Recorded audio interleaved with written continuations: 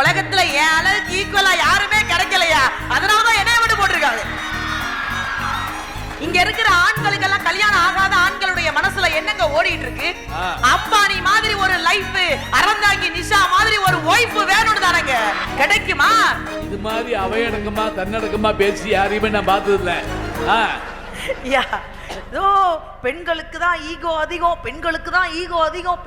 எப்பா ராஜ்மோகன் அப்பா அம்மாவை கூட்டிட்டு வந்ததுனால உங்களை எல்லாம் மரியாதையா திட்டுறேன். ஆனா நல்ல மனுஷங்க.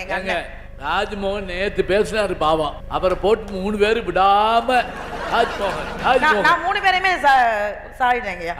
எனக்கு ராஜ்மோகன்ட்ட ஒரு விஷயம் ரொம்பவே எங்க அண்ணன்ட்ட ரொம்ப பிடிக்குங்கய்யா. நான் வந்து எதுவா இருந்தாலும் ஒரு மனசு கவலைனா எங்க அண்ணனுக்கு போன் பண்ணுவேன். போன வாரம் போன் பண்ணி அண்ணன் எப்படி இருக்கீங்க, நல்லா இருக்கேன்டா தங்கம்னு, நான் மனசே கஷ்டமா இருக்குனே அப்படின்னு. அவர் சொன்னாரு எனக்கும் மனசு சரியில்லைன்னா நான் கோயிலுக்கு எல்லாம் போக வேண்டாம். ஆஹா பக்தி மானானே, ஆமாடா கோயிலுக்கு போவேன், உள்ள போக மாட்டேன், வெளியில வந்து உட்காந்துக்குவேன். அப்ப வெளியில உட்காந்து தியானம் பண்ணுவேன். தியானம்லாம் பண்ண மாட்டேன். இந்த கோயிலுக்குள்ள போறவங்க எல்லாம் செருப்பு கழட்டி போட்டு போவாங்கல்ல, விறுவிறுன்னு ஓடி போய் அந்த செருப்பெல்லாம் எடுத்து தூக்கி எரிஞ்சிருவேன். உள்ள போனவன் வெளியில வந்து செருப்பை தேடுவான் பத்தியா, அதை பார்த்து நான் சந்தோஷப்படுவேன்னாரு.